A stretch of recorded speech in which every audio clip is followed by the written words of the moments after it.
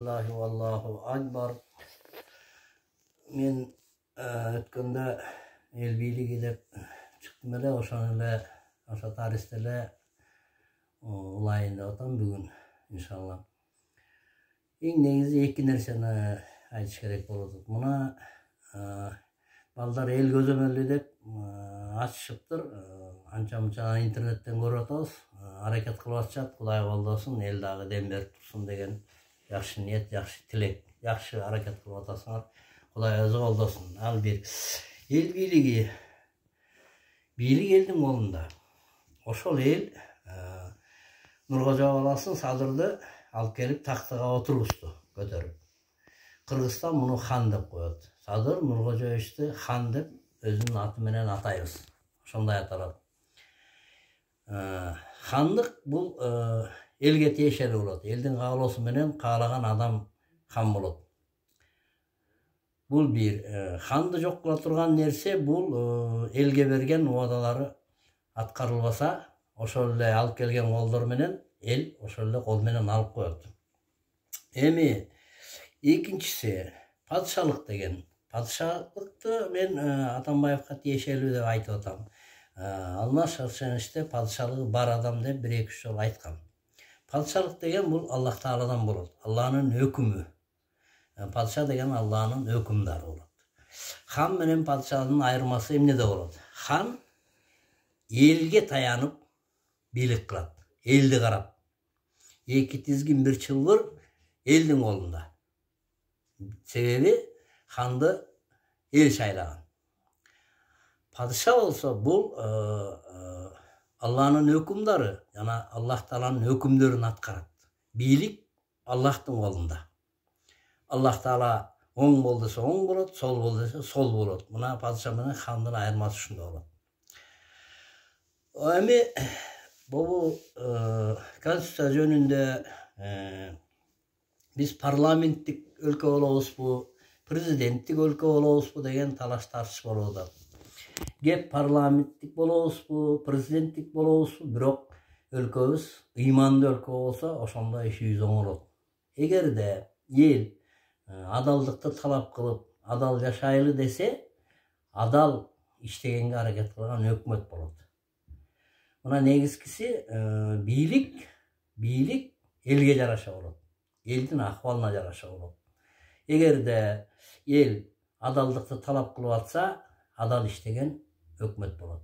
Эми шайлоо жөнүндө партиялык шайлоо кылалыбы же бирден шайлайлыбы деген бул талаш тартыш болуп атат.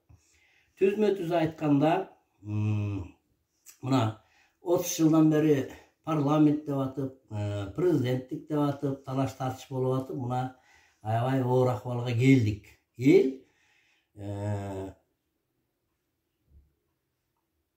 шайланган партиялык жол менен шайланган депутаттарга нааразы болуп, азыр бирден шайлаш керек.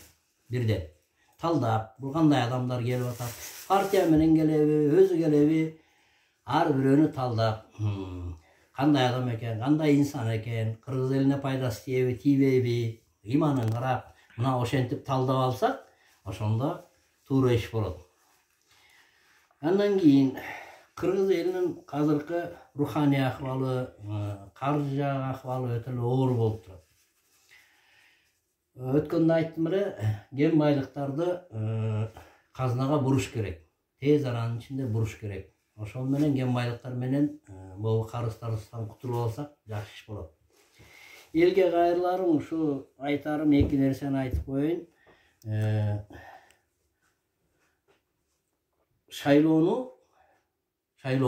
Шайланып аткандарды бирден талдагыла, бирден. Кандай инсан, өткөн кеткен тарыхын карап, уурлук кылды беле, кылган жок беле, элге пайдасы тиеби, зыяны тиеби. Андан кийин өткөн парламенттик шайлоого нааразы болгон эл көчөгө чыгып, жанагындай өтө аябай катаал иштер болуп кетти. Бир балабыз каза болуп, канча балабыз муңжу болуп, ушундай бир акыбалда болдук.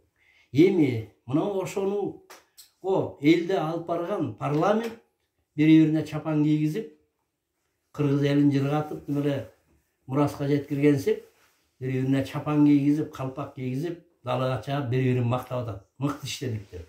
Эй, бул уят нерсе болот. Өтө катуу уят. Элди силер ушундай акыбалга алып келип, бир баланы өлтүрүп, канча баланы муңжу кылдыңар. Ошон үчүн бул дүйнөдө болбосо дүйнөдө жооп бересиңер. Болбоду дегенде элден кечирим сурагыла. Болбоду дегенде бирок суракка салыш керек силерди. Бирден салыш керек. Ага деле жетер эми Кудайым элге өкүм кылса. Ошондуктан Кудай шылдың кылбасын, шылдың болгонуңарды да билбей каласыңар. Ал экинчи нерсем ушул. Андан кийин эми элге кайрылып айтам, эми Садыр Нуркожоевичти хан көтөрүп алдыңар, эми президенттикке алып келиш керек. Анан убадаларын аткартыш керек. Көзөмөлгө катуу алып туруш керек. Себеби Кадыр Садырга Кудайдан кийин эл эле жардам берет. Анан калганын көрүп жатабыз. Эмкиде дагы ойлорумду айтайын, бүгүнкүсүн ушу менен токтото турайын иншалла. Эми элге дуа кылып коелу. Роббана важална муслимайна лака ва мин зурриятина умматан муслиматан лака ва арина манасикана ва туб алейна иннака анта таввабур рахим. Эми Аллах Таала өзү колдоп келген кыргыз элин дагы колдойт деп ишенебиз. Адал жашоо берип, акыйкаттыкты сыртка чыгарып өзү колдосун. Амин.